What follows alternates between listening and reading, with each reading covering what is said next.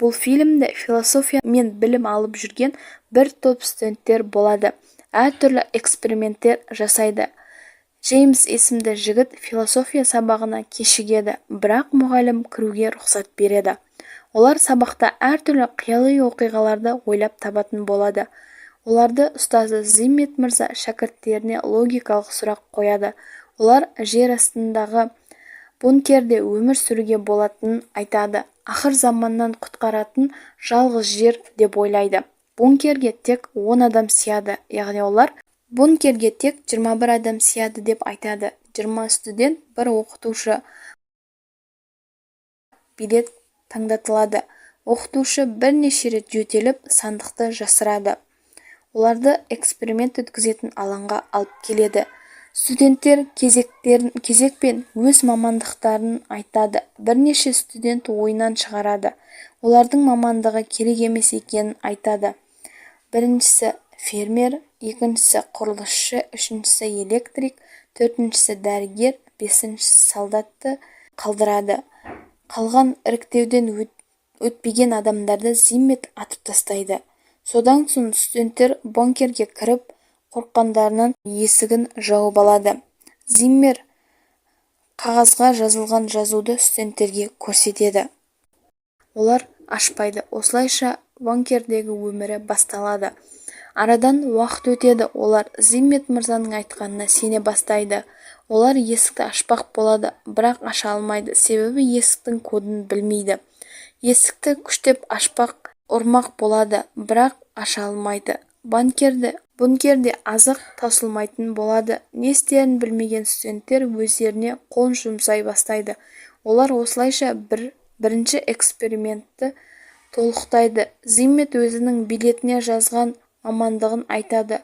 Ол бункерді өзі жасаған адам есіктің кодын тек өзі білетінін айтады.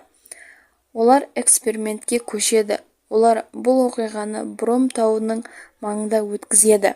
Тапсырыс қиындайды. Мамандықпен қоса жеке мамандығына қарайды. Зиммет кезектегі мамандарды теріп алады, ал іріктеуден өтпегендерді атып тастайды. Тірі қалуды ойлағандар көліктерге мініп қашады, бірақ ойынның шартына қарай оларды құмды боран аударып жібереді. Ал Зиммет басқа студенттермен бункерге жүгіреді. Бункерге үлгеріп кіреді. Олар ұрпақ көбейтуді ойлап жұпқа бөлінеді. Бірақ бұл эксперимент нәтиже бермейді. Ешқандай жүктілік болмайды. Олардың ортасында келіспеушілік пайда болады. Зиммет мырза есіктің алдына барып, құпия санды жазып жатқанын көріп, студенттер тоқтатуға үлгермейді. Осылайша екінші экспериментте аяқталады. Олар қайта сабаққа оралады. Сол кезде студенттер қағазды алғаннан кейін сіз арада неге жөтелдіңіз деп сұрайды. Зиммет мырза сандықты қоя сала Джеймс алып ішіндегі сұрақтар алдын ала жоспарланғанын, сондықтан 3 қабатты барын әр жөтелгенде ауыстырып қоятынын айтады. Осылайша Зиммет студенттердің ойын бұру үшін келесі экспериментке ауыспақшы болады. Олар Зимметтің бастауымен аралға барады. Зиммет мырза қару алып, оны сөмкесіне салады. Зиммет су жағада отырғанда Петра келіп экспериментті жүргізгісі келетінін айтады. Зиммет келіспейді. Студенттер тыңдамай бункерге кіреді. Қарсы болған Зиммет қаруын алмақ болады. Қаруын таппайды. Оны Петра алып қойған болады. Джеймс Зимметтің қару қойған жерін көріп, оны тауып алады. Зимметті көздейді.